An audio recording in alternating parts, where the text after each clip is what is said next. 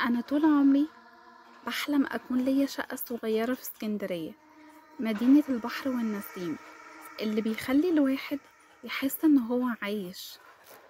بعد سنين شغل وتعب قدرت أوفر مبلغ كويس، وبدأت أدور لحد ما لقيت إعلان عجيب: شقة قديمة في عمارة قريبة من محطة الرمل، مساحتها كبيرة جدا وسعرها أغرب، سعرها بالظبط نص أي تمن شقة في المنطقة. طبعا مصدقتش في الأول، بس رحت علشان أشوفها. العمارة شكلها قديم قوي، مبنية من أكتر من 50 سنة. البواب راجل كبير غامض وما بيتكلمش كتير. لما شافني قال لي جملة واحدة: الشقة دي مش زي أي شقة شفتيها، فكري كويس قبل ما تمضي العقد. ابتسمت وما خدتش الكلام على محمل الجد. طلعت الدور الرابع. أول ما فتحت الباب حسيت بريحة قديمة، كأن الشقة ما اتفتحتش من سنين. الجدران مشققة والأرضية باركيه متاكل. بس في حاجة في الجو، حاجة مخليني مش مرتاحة، ومع ذلك كأن في جاذبية غريبة. حسيت إن المكان بيناديني. مضيت العقد واتنقلت بعدها بأيام.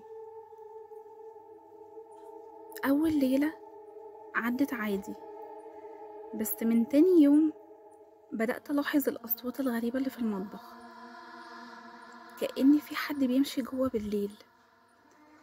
فأول حاجة افتكرت إن هي ممكن تكون تخيلات، لكن الأصوات كانت واضحة، خطوات تقيلة، وبعدين حاجة كأنها بتتسحب على الأرض. في يوم وأنا بنضف المطبخ لمحت إن في بلاطة في النص مش راكبة زي باقي البلاط، كأنها مرفوعة سنة صغيرة. حاولت أضغط عليها لتحت، ولما رفعتها لقيت فراغ كبير. مديت ايدي بشويش لحد ما حسيت بحاجة معدنية. طلعت صندوق حديد قديم مصدي ومقفول بقفل صغير. قلبي ابتدى يدق جامد. أخدته على أوضتي، قعدت أبصله بالساعات. يا ترى مين ممكن يخبي صندوق زي ده؟ وليه تحت البلاط بتاع المطبخ بالذات؟ فضلت طول الليل مش عارفة أنام، وفي الآخر قررت أفتحه. جبت شاكوش وكسرت القفل. جواه لقيت حاجة غريبة: صورة قديمة بالأبيض والأسود لعيلة، الوشوش فيها متشوهة، ودفتر مليان كتابات مش مفهومة زي تعاويذ وطلاسم، وقطعة قماش ملفوف فيها شعر بني طويل، كأنها خصلة بس من شعر حد. وآخر حاجة مفتاح غريب جدا، أول مرة أشوفه.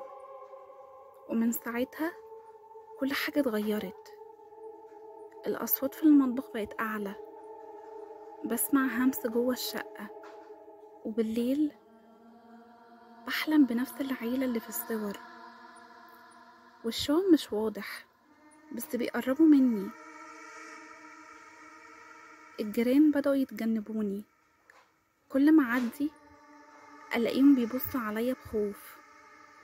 واحدة ست كبيرة وقفتني وقالت لي: انتي ساكنة في شقة 14؟ يا بنتي ارحمي نفسك وامشي، المكان ده مش أمان. شقة 14؟ ازاي؟ سألتها ليه، لكنها اكتفت ان هي تهز راسها وتمشي. ليلة من الليالي صحيت على صوت خبط جامد قوي جاي من المطبخ. رحت اجري هناك، لقيت البلاطة مفتوحة لوحدها والصندوق مسحوب لبره. رجعت لورا وانا مرعوبة، وفجأة لقيت الدفتر مفتوح على صفحة معينة مكتوب فيها: اللي يلاقي سرنا دمه علينا. في اللحظة دي النور قطع والهمسة بقى أعلى، أصوات كتير قوي بتقول اسمي. حسيت كأن في حد واقف ورايا، ولما بصيت ورا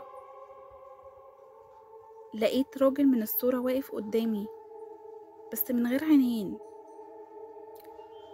صرخت وطلعت أجري برا المطبخ. قضيت باقي الليالي قافلة باب الأوضة عليا. تاني يوم الصبح أخدت الصندوق ونزلت للبواب وقلتله: انت عارف ايه عن الشقة دي؟ بصلي بخوف وقالي: الصندوق ده ملك لعيلة ماتت في الشقة دي من 30 سنة، محدش عرف ليه أو ايه اللي حصل بالظبط، بس اللي سكن بعدها عمره ما كمل. رجعت الشقة وانا مش عارفة اعمل ايه.